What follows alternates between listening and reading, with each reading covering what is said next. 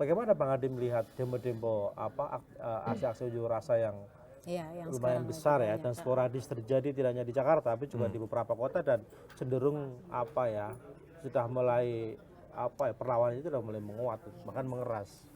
Kan sebenarnya yang banyak protes itu tentu adalah kelompok mahasiswa, badan eksekutif. Dan sejak saya jadi aktivis mahasiswa pasca 2000-an lah ya, kita ini kan sebenarnya berjejaring Bang, melalui jaringan-jaringan badan eksekutif mahasiswa. Ada BEM Nusantara, ada BEM SI, dan seterusnya dan seterusnya. Tapi sepertinya nggak semuanya BEM unsur BEM lah, itu mahasiswa lebih umum. Betul, tapi mereka ini berjejaring. Satu sisi mereka ini sering berbagi isu. Jadi isu apapun yang ada di pusat, mereka distribusikan ke daerah. Ada grup-grup WhatsApp, dan ada pertemuan-pertemuan rutin yang mereka lakukan. Jadi hembusan-hembusan isu yang kemudian apa yang ada di pusat, mereka akan cloning di berbagai daerah. Demo-demo hari ini, itu kan sebenarnya substansinya hampir sama dengan apa yang kita lakukan beberapa waktu yang lalu tidak jadi aktivis. Misalnya soal dui fungsi dan dui fungsi itu, sama kok substansinya. Dan saat ini lebih masif karena adanya media sosial dan pemberitaan yang eksposnya cukup luar biasa. Ini yang kemudian menjadi kegaduhan menurut saya adalah karena tidak adanya komunikasi sebenarnya dari kekuasaan. Sebut saja pemerintah, sebut saja DPR dengan kelompok-kelompok yang selama ini kritis. Apa susahnya sih kalau bahas undang-undang panggil orang-orang yang selama ini nentang, nolak, obrolin, diskusi, disiarin secara langsung, bisa lewat Zoom, live streaming. Supaya orang tahu sebenarnya siapa secara argumen itu kuat. Bukan logika menang-menangan lah, saya yang berkuasa kok, emang kau siapa? Makanya tidak mengherankan kalau ada yang ngomong, ya rakyat itu kan dibutuhkan suaranya kalau 5 tahun sekali aja. Setelah itu lupa ya. Setelah itu ya wassalam, goodbye. Tapi Bang Adi kalau ngelihat penolakan mahasiswa kemarin rame di Malang, rame di Surabaya, bener kata Gus Kim, udah mengeras gitu. Udah mulai bakar-bakaran. Udah mulai bakar-bakaran. Ini gejala polarisasi berarti ya? Bukan masalah gejala polarisasi, mahasiswa ini mungkin sudah tidak punya sumbatan apapun untuk berdiskusi, tidak punya alasan apapun untuk berdialog dengan kekuasaan hari ini. Gimana? Protes terjadi di mana-mana, resistensi terjadi di mana-mana, demo-demo dan parodi terjadi di mana-mana. Kalau ada keputusan politik, undang-undang yang dibuat, jangan ngumpet-ngumpet. Ini ngumpet-ngumpet, baru viral, baru minta maaf. Kan sebelumnya kita tahu ada revisi undang-undang pilkada untuk membantah. Sebut saja misalnya putusan Mahkamah Konstitusi soal syarat cari calon gubernur, itu cuman 7 jam disahkan, coba bayangkan. Sekalipun itu gagal diparipurnakan, kan orang tahu ini kan watak semenang-menang kekuasaan yang menutup akses bagaimana komunikasi dua arah dengan ekstra parlementer tidak dilakukan. Padahal kan kita tahu loh, Rempas ya, dari dulu kan anggota dewan selalu mengatakan atas nama rakyat. Coba cek mereka itu, datang nggak ke konstituennya? Datang nggak ke tempat-tempat yang waktu mencalonkan tanya, Bapak Ibu setuju nggak dengan undang-undang ini? Kagak mungkin. Mana mungkin waktu 3 hari datang konstituen. Kalau yang RUU TNI, menurut Bang? Kan salah satu yang diprotes terkait dengan RUU TNI ini karena diputuskan dalam waktu sekejap, tertutup, dan tidak melibatkan siapapun. Tidak transparan. Tidak transparan. Apa susahnya? Itu yang saya selalu bilang. Undang aja kelompok-kelompok yang selama ini kritis, menolak apa? Pendapat-pendapat dan pikiran-pikiran mereka yang bisa dianyam, siapa tahu bisa diakomodasi.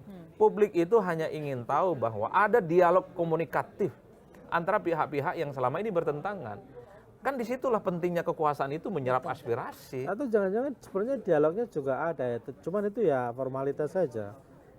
Kan sempat ngundang, kalau nggak salah sempat ngundang AAL misalnya kan, imparsial, terus jelang pengesahan itu kalau nggak salah sempat ngundang Usman juga dengan beberapa kawan. Itu kan jelang pengesahan. Iya. Dari awal waktu bikin DIM, daftar inventaris masalah, undang-undang kelompok-kelompok aktivis yang kritis. Ngumpet di hotel. Iya, ngomong efisiensi, rapatnya di hotel bintang 5. Apa nama hotelnya Abang dah?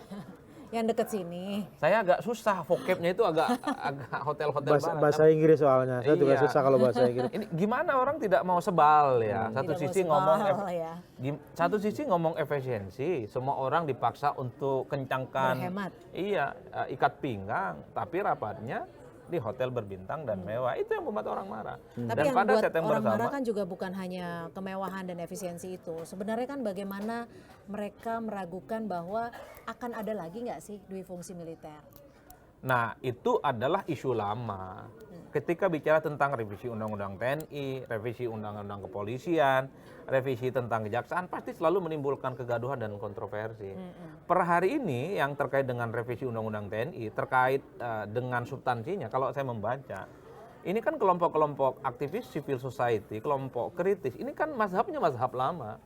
Mereka itu sama dengan pikiran-pikiran yang disampaikan oleh seperti Huntington, bahwa kalau sudah tak ada lagi perang, maka tentara itu harus profesional dan kembali ke barak, dan jangan lagi ada urusannya dengan urusan-urusan sipil. Itu Huntington.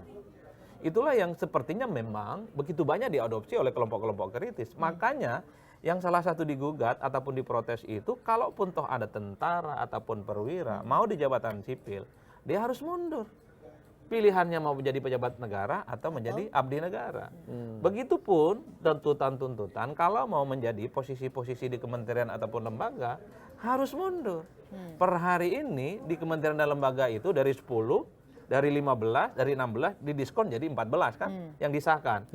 Kan kelompok civil society itu juga minta kalau memilih untuk menjadi bagian di kementerian ataupun lembaga, mundur juga dong, pensiun juga dong, kan kira-kira begitu. Termasuk hal-hal yang lain.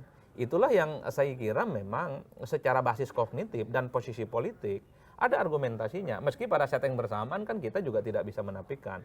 Kan ada juga pemikir-pemikir seperti Jenderal Ahana Sution itu loh, yang memang dia itu tidak bisa melepaskan bagaimana konteks tentara dan ABRI memang dekat dengan rakyat.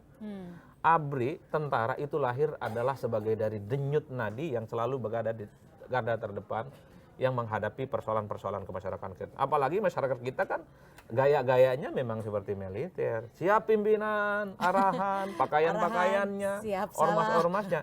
Itu yang kemudian membuat dalam banyak hal sebenarnya karakteristik ketentaraan oleh banyak pihak juga nggak ada persoalan. Tapi memang harus dibatasi. Dalam konteks itu kalau saya bicara tentang substansi Bang, tentara dan TNI, itu memang dibutuhkan dalam kontribusi kehidupan bangsa dan negara. Tapi memang harus berada di bawah supremasi sipil.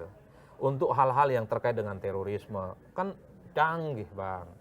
Terkait dengan misalnya soal bencana, tentang banjir, COVID, itu kecanggihan kawan-kawan tentara itu kan di atas rata-rata. Tapi sekali lagi komandonya harus ada di sipil. Presidenlah yang minta, gubernurlah yang berharap dan memohon dan minta bantuan dan seterusnya dan seterusnya. Bukan seperti yang mungkin yang seperti disahkan per hari ini. Tapi sayangnya, mumpung saya lagi ingat, yang terkait dengan revisi Undang-Undang TNI itu yang agak sedikit luput dibahas soal kesejahteraan prajurit sih Bang. Nah justru padahal itu yang krusial. Itu jangan-jangan revisi itu kan untuk mensejahterakan prajurit. Prajurit kan biar yang mana prajurit dulu, yang non-job ini jadi punya pekerjaan. Prajurit yang mana dulu? Kita kan tidak pernah tahu persis ya jumlah tentara aktif dan prajurit itu seberapa banyak. Tapi saya memahami betapa beratnya menjadi prajurit dan tentara di kita itu. Bebannya yang saya kira cukup luar biasa. Beban pertahanan nggak main-main. Saya selalu berharap ketika ada pembicaraan apapun terkait dengan revisi Undang-Undang TNI lah, kemudian Polri lah, Kejaksaan, yang dipikirkan adalah prajurit-prajurit yang selalu berada di frontliner. Dan mereka memang day to day nggak ngerti urusan politik apapun, yang mereka tahu adalah mereka itu sejahtera, kehidupannya terjamin, sehingga apapun yang mereka lakukan untuk bangsa dan negara ya aman lah kira-kira.